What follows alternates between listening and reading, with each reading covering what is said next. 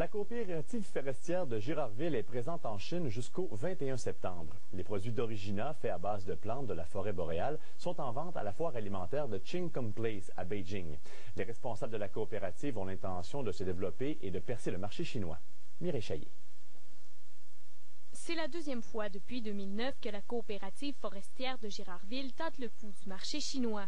Elle est allée présenter une partie de ses produits alimentaires là-bas dans le cadre de la mission commerciale en Asie de Jean Charest. C'est sûr que nous autres, on s'intègre très bien dans le plan Nord là, avec tout ce qui est d'ajout de valeur au territoire forestier avec des nouvelles ressources qui étaient jusqu'à maintenant inexploitées. D'Origina fabrique des épices et des produits cosmétiques à base de plantes de la forêt boréale. Jusqu'au 21 septembre, elle en vend dans un kiosque de la foire alimentaire de Beijing. Une vingtaine d'autres entreprises canadiennes font la même chose. La coopérative veut connaître l'intérêt des Chinois envers ses produits. Elle vise ce marché pour poursuivre son développement.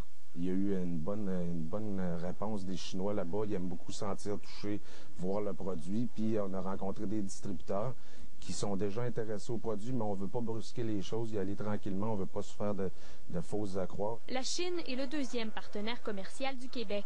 Avec 1,3 milliard habitants, elle est un incontournable du commerce international. Mais c'est un marché difficile à percer.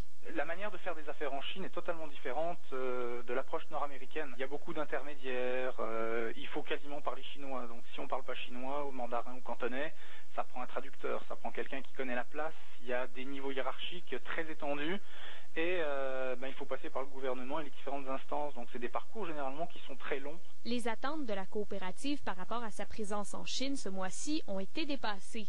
Elle a établi d'importants contacts avec des distributeurs. Elle se dit prête à investir.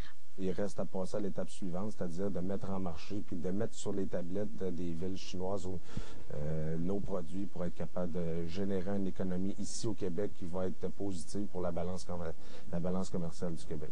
Mireille Chaillet, Radio-Canada, Saguenay.